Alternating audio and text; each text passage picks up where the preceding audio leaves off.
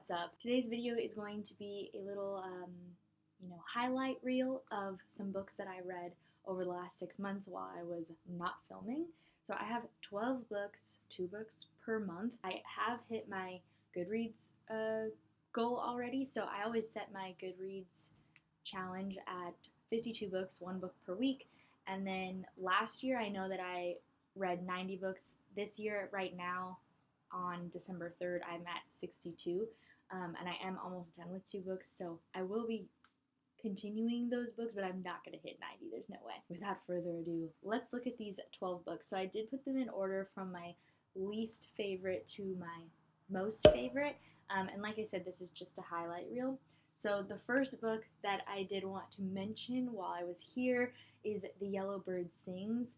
This book I got on NetGalley, and it's a historical fiction. It's about this woman who is a Jewish woman with her daughter hiding during World War II.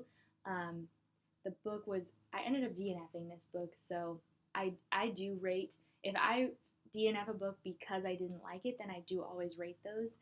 If I DNF'd it just because I, at the moment, didn't want to read it anymore, then I don't rate them. So that's just a little FYI for you, but yeah, I DNF'd this book. It was very boring. There was not a lot happening. We follow this woman and her daughter. I don't even remember their names at this point. And like I said, World War II, so they're hiding. They spend the first half of the book hiding in this barn with the husband of the family that owns the barn knows that they're there. There's sexual assault in this book. There's a lot of just gross death stuff, just terrible things that happen, which that I was ready for, I guess. Hurry up and put your shoes on. Get out of here. Stretch. What? Put your headphones in then. So that I don't have to listen to you complain about me talk. DNF'd. Didn't like it. It wasn't for me. The next book that I read was 5 of Nights. This is the first book in a series of some sort. This book has it's fantasy, sci-fi? It's fantasy. It's got people who have superpowers get whisked away onto this other invisible land in the sky to train, and then they hunt demons or something, I think I did finish this book, but that's how much it was unmemorable, is that I don't really remember the ending. But the beginning starts off with our main character, and she was put in prison because I think she killed somebody, and then the super people come and get her. I got this book off of Readsy, which is another review website that I am a part of. They only let one reviewer review the independent book author, so it's all independently published. So I got it off of there. I've had good luck with that website too, but this one it wasn't good. There was a lot of issues with the characters themselves too. I didn't like it. The next book that I have on here, I actually read recently, and it's Middle Game by Seanan McGuire. And I gave this book a 3 stars. It I didn't like it. I think, okay, so Seanan McGuire and I don't always get along anyways. I've read 3 of the Wayward Children's books, the first 3, and they're fine. I don't understand a lot of the hype, but I want to understand the hype, so I just keep reading them, but I keep being disappointed. And my initial thought process with her Wayward Children series is that they're very short, so maybe it's that oh, I wanted more, I just wanted more details and more characterization, more.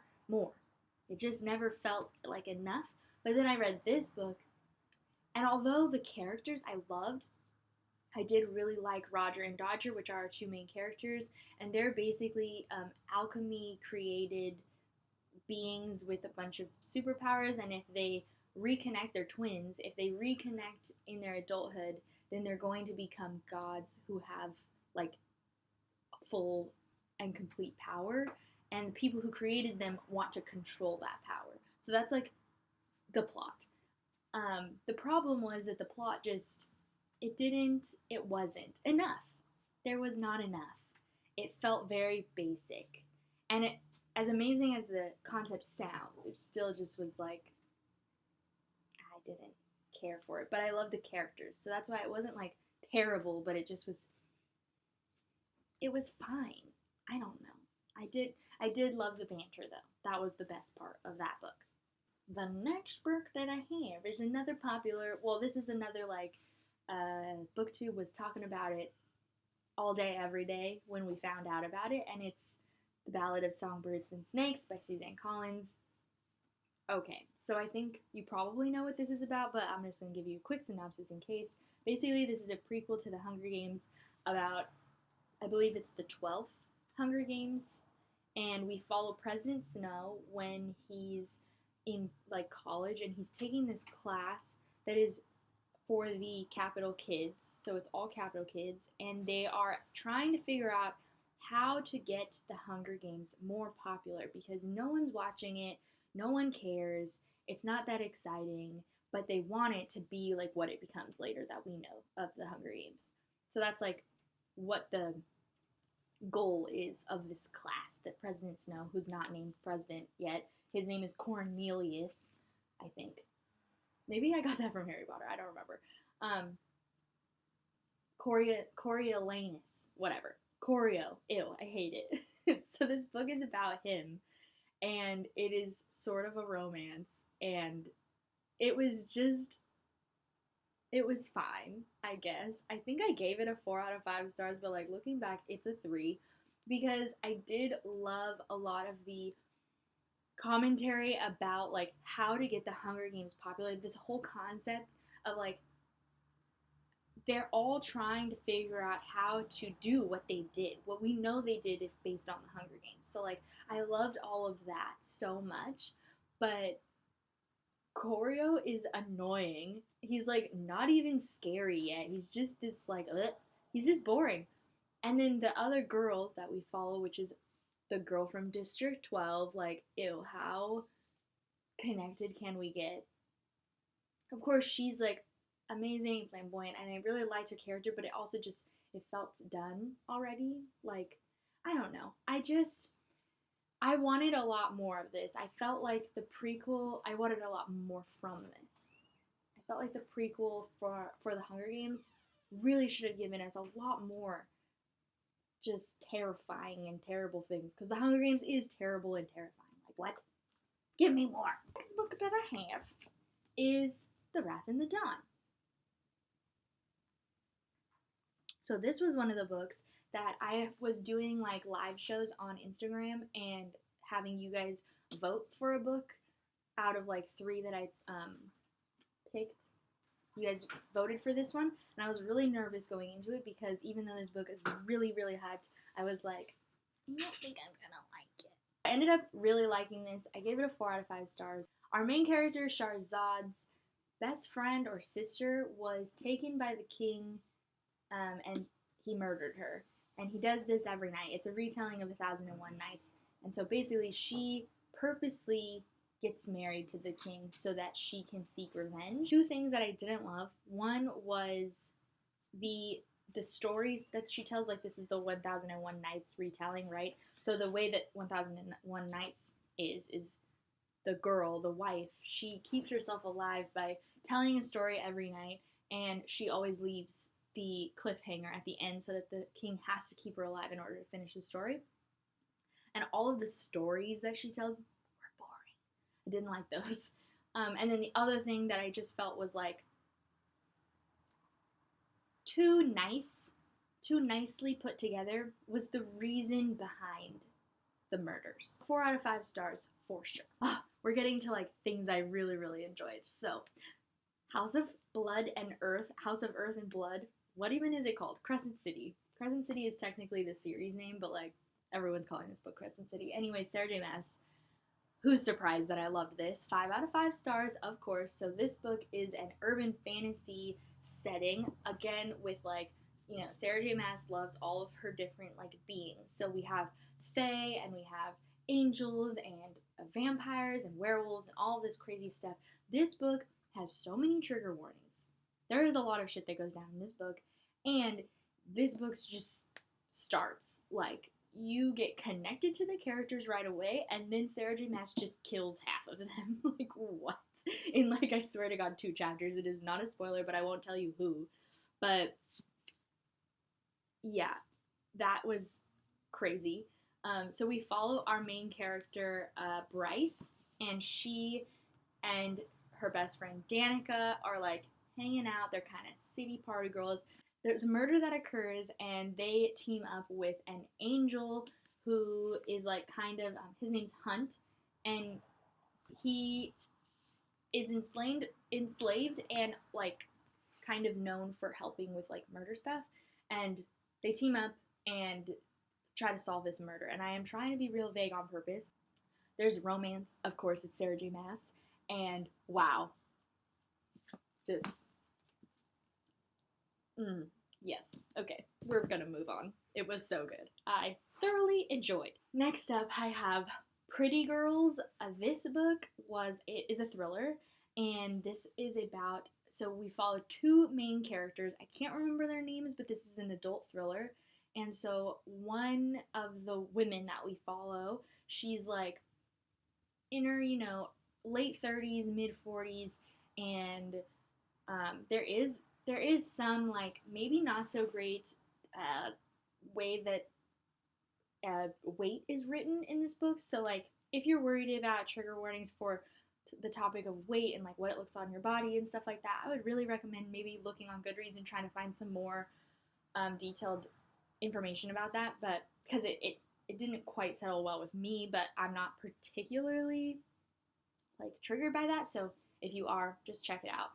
But anyways, it's about this woman. She has a teenage daughter, and she's her daughter is on scholarship at this super private school, so she's just, like, doesn't fit in with the other women at the school, and she's, like, all annoyed. And then the other woman is this high class, rich fucking lady. She is, again, with the weight stuff, they, like, really describe her as just, like, muscly, thin, the perfect, again, late 30s, mid 40s, whatever body. Like, how did she do it? And her husband is murdered in front of her. And from there, we start the plot where somehow these 2 connect. I don't want to give it away. And also, they're looking for the murderer, and there's, like, other sinister stuff that shows up, and just, this book is fucked up. Also, just trigger warnings for, like, abuse and sexual assault, rape, murder, torture. Nasty. It's so, it, like, made my stomach hurt. It was so good, though. Like, it was real good. I also have a young adult thriller, They Wish They Were Us. This book is about, I guess technically, yeah, it is high school. It feels like they were aged down, though. It feels like it could have been a sorority, but rather than that, it's this high school clique that's doing stuff. And basically the freshmen, so this clique is, the seniors are in charge, and every year they cycle in freshmen, and then they grow into this, and they have, like, test answers and all this stuff, so you, like, want to be a part of this group. But there's, like, sinister shit happening, and they have to, like, haze the freshmen, and so it's about that, and it is fucked up too, but not as bad as Pretty Girls, but, like, young adult fucked up, but real good.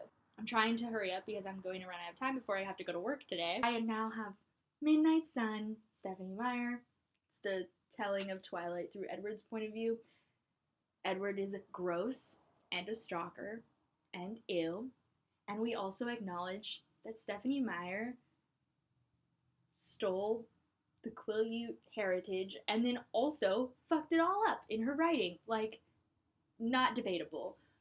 But nonetheless, even though you can definitely critique this book, it still was very fun and nostalgic to read, and I had a good time reading it. I also read Harrow Lake. Ooh, this was another book that I got on NetGalley. This is another, I think it's technically an adult thriller, but our main character is in high school. Does that make sense? So this book is about, it feels very like, the daughter of, like, Stephen King.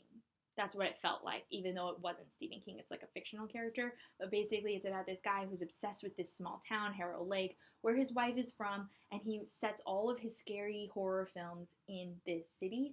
And then something happens at the beginning of the book that makes the dad have to go to the hospital, and the daughter gets sent to Harrow Lake, and she's never actually been there. Her mom walked out on them when they were young, so she has to go stay with her mom's mother, who she's never met as an adult, or as like that she recalls anyway. And just things start happening. There's a very unreliable narrator, creepy.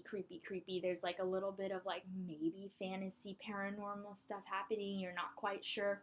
Whew, it was so good. Loved it. Very Stephen King feel. Like very it feel. Okay, 2 more.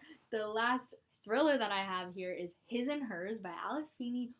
This book was also very good. So we follow two points of view. We have the male point of view and the female point of view. And it turns out that they're ex-husband and ex-wife. That's pretty early, not a spoiler.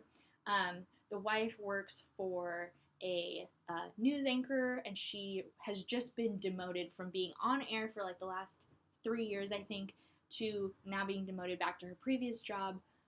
And she's upset about it. And then the husband is a detective, and he's following a murder, and connections occur. And this book is also real fucked up. Trigger warnings for rape, sexual assault, murder, torture, all of the fun thriller things. Really good. Oh, animal abuse. There's like a really bad scene with the animal abuse. Ew. Terrible. But so good. And lastly, I'm sorry that I'm rushing through these at the end. I really do have to go to work in like 5 minutes. Luckily, I work right behind the camera.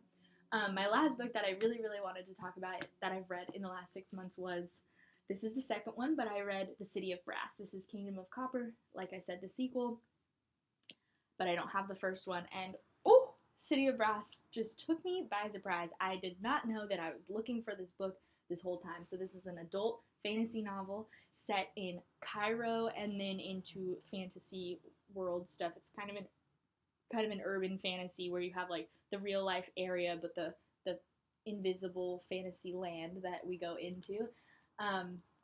There's jinn or genies. There's all sorts of political intrigue and stuff, and romance maybe, and 2 points of view in this book. So we follow our main character. Her name is Nari, and then we also have the male main character whose name is Ali. And Nari knows that she has like some sort of healing abilities, but she doesn't really believe that it's magic. And then at the start of the book, she's doing this like ceremony to cleanse this demon out of this young girl. She doesn't really believe that she's doing it, but she just wants to, get the money. And then accidentally she does indeed get the evil spirit or whatever out of the girl. And then she accidentally calls a genie or jinn to her aid. And from there, this book is like part getting her like travel adventure to get her to the City of Brass, and then part adventure inside of the City of Brass where we get to know all of the politics. We also have Ali, who is a prince in the City of Brass, and he's dealing with all of the politics and stuff, so we start getting introduced to that throughout the book as well. My baby.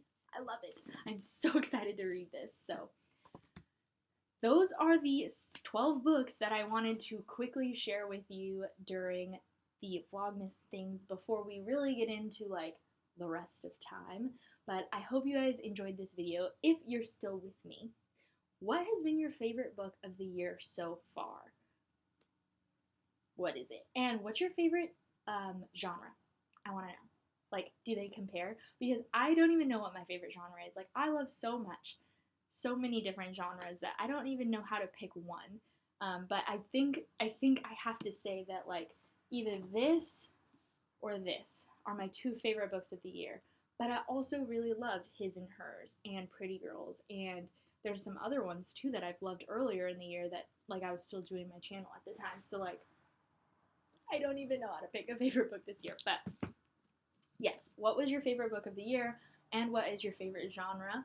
And I hope that you guys enjoyed this video. Please give it a thumbs up if you did. Hit that subscribe button if you haven't already, and I will see you guys tomorrow with a vlog. Peace out. Bye.